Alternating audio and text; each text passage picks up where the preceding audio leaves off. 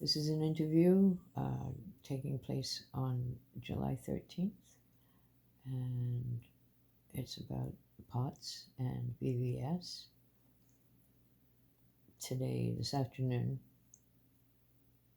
this is Anna, the patient, and myself, we're sitting in the other room. I'm Lorraine, her caregiver, and I was reading. She was sitting in a chair, I thought looking at her telephone. She was holding between her knees, and I asked her a question about something, and I didn't get an answer. And so then I asked her again, didn't get an answer, and I'm looking and I'm realizing, wait, she's not in there, and slowly but surely, her head is falling forward, the phone is getting loose in her hand. So I jumped up and just sat on the ottoman in front of her to make sure that she wasn't going to fall off. And as the phone fell, I could get that and just put it out of the way.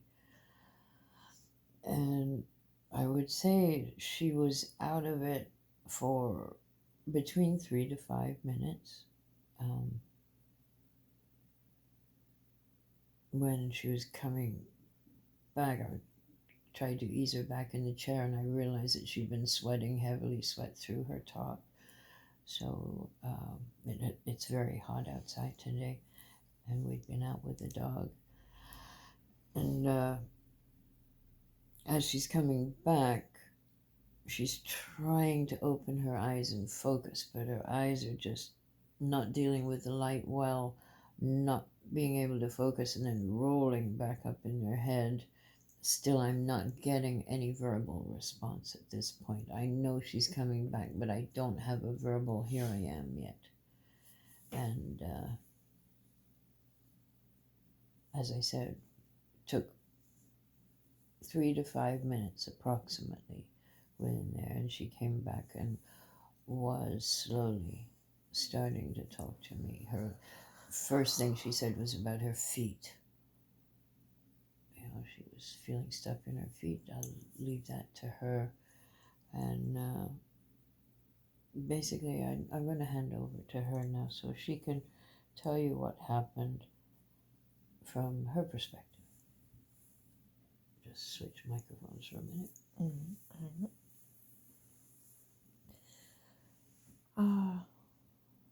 Yeah, well, it was scary.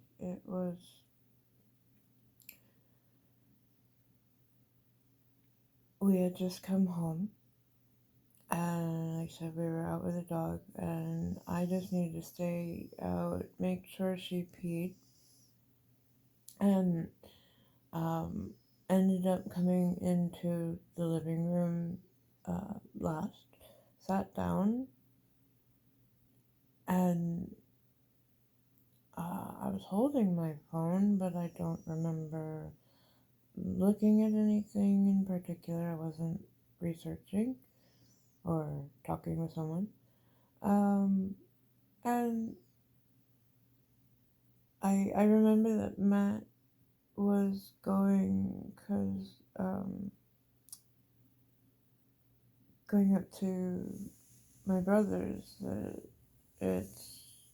There's a barbecue, so he's saying goodbye, and I was feeling the temperature change from when you come from outside really hot to inside this house. This is a very temperature controlled house, and one of the main reason it was got because we can keep it at 69 degrees all the time. And my inside outside temperature started to fight itself, started to sweat. The last thing I clearly remember is Matthew coming over, and I remember having a little bit of panic of, oh no, he's coming over to kiss me goodbye, and I'm sweating. And when I sweat, I have such skin sensitivity that I don't want to be touched. And basically, I went from that, oh no, and a moment later, you're in front of me. That's what it was like for me. And but that moment later was actually 10 minutes later about, and I felt in such a murky stew, thick, globby. I couldn't get out. I couldn't vocalize. I couldn't focus. I couldn't anything yet. I did try to make some sounds. I do remember that. And I do remember thinking to myself, well, she doesn't sound like from the parents from Peanuts. And that is something that has happened in the past, which talks about how much neurological involvement is going on. And I was slowly trying to make my way back. The eyes, it seemed just suddenly very, very bright, like I had a spotlight on me. And I remember that it was almost just my eyes trying to dance away from the light, but the light was coming from absolutely everywhere. Mm.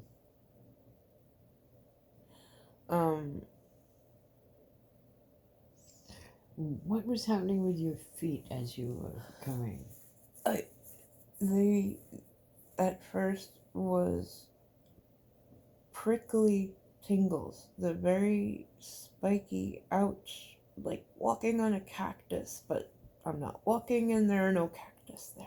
So, possibility of blood pooling and then moving, giving you the prickles. Yeah. Circulation happening again. And oddly enough, later on, when I was standing, the bottoms of my feet felt like I was in a marsh. They felt mushy. They felt like they were sinking into the ground, and they felt cold.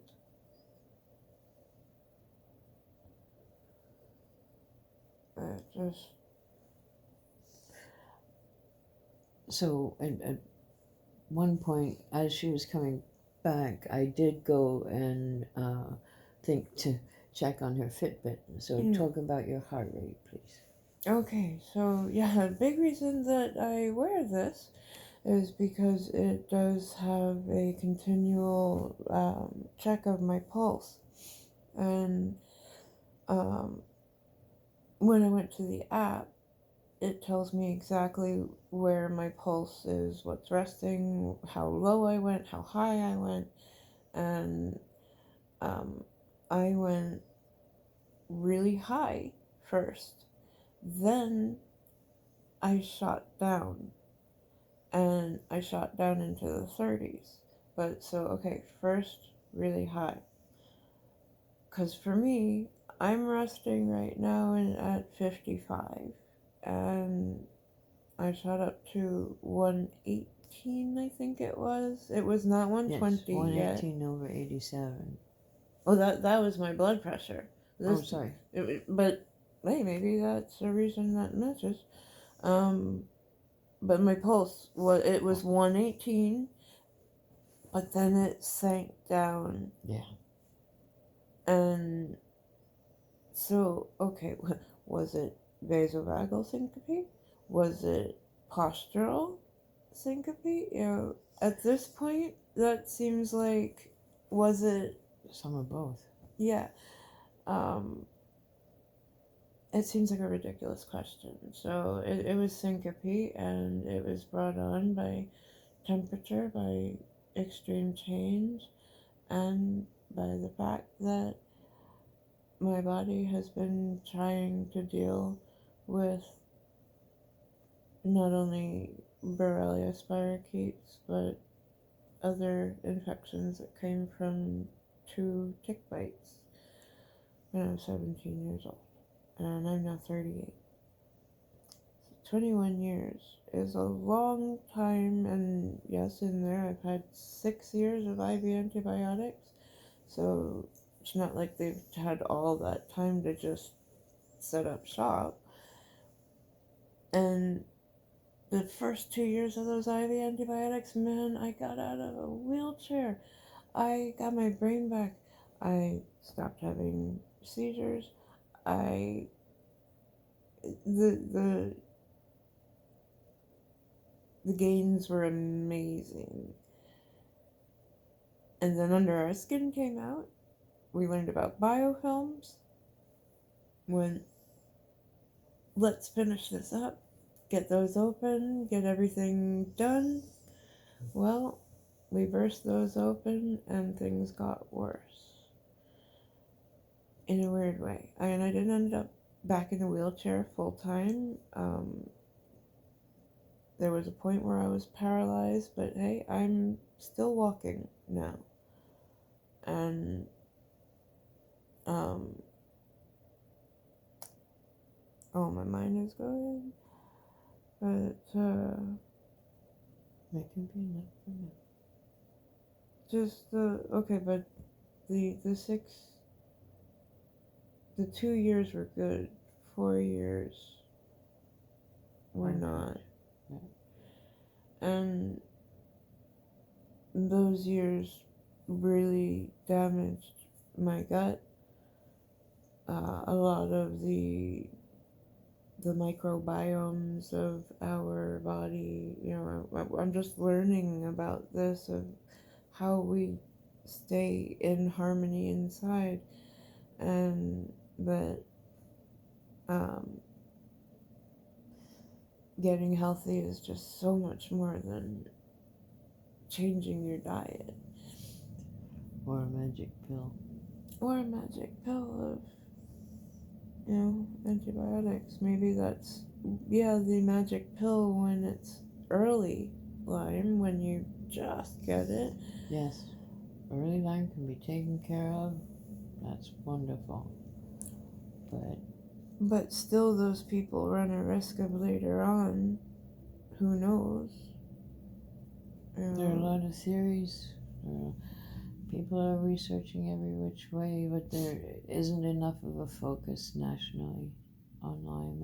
It's really internationally. Internationally, there really must be a push to address what has happened. Address what's happened, share patents, and do something for patients who are suffering, and on top of their suffering, they are getting abused by the medical system that has been taught to disbelieve them. You can't fake seizures. You can't fake your heart rate going up and down and getting out of it like that. Lyme is so misunderstood because it's such an individual thing, and we talk about the different cocktails of infections, all the different infections, which is why we try and get away from the name Lyme and call it Borrelia, etc., as my daughter likes to call it. And it makes sense because there's so much more. So depending on what infections you get, you're going to present this way, you're going to present that way. And we think that ticks are smart enough when those antennae are up in the air that they are particularly looking for a nice meal that's easy access, which someone with a slightly compromised immune system could be. That's easy access. And easy access. Yeah. There's a lot coming out right now, and especially, and please, everybody, please go read Chris Newby's book. Yes. Bitten by Chris Newby. I want to see this on the New York Times bestsellers list. I want to see it rocket around the world. Because it's in black and white. In black and white. That they were experimenting with weaponizing ticks. This was not just a case of, oh, you have plain and simple Lyme disease. This was hiding the spirochete inside of rickettsia so that it would be really hard to diagnose, really slow to come on, and hard to figure out. What better way to disarm a An place you would like to entire take over a population? I don't know, conspiracy theorists will go every which way with this, but I believe there's accidents. There are controlled drops. There are controlled drops. There have been controlled drops. And there are probably controlled drops that have gotten out of control. Exactly. That's the thing. Man does this all the time. I can control this in nature, but nature is so braided, so multi-plaited together that to do one thing over here begins to affect, and things. Oh, well, it's for much deeper minds than mine to talk about all of that. We just know what we deal with. We are trying to educate. That's all that's been on our mind. Well, you find a purpose in a chronic illness. That purpose is to help other people not take this journey. So we talk as much as we can. We're trying to figure out how to do videos so that we can share even more. Share more. And we feel that every little bit is research. Yes. As anecdotal as this is, if there's more people would share their facts, the world would see how alike we are. Yes. Because we are, when we get together in groups online, on Facebook, on different forums, and it's incredible how much we are alike, and it's heartbreaking as well. Yeah. Okay. Enough for this one. This has been a long time. So. All right. We will talk more. Thanks so much for listening.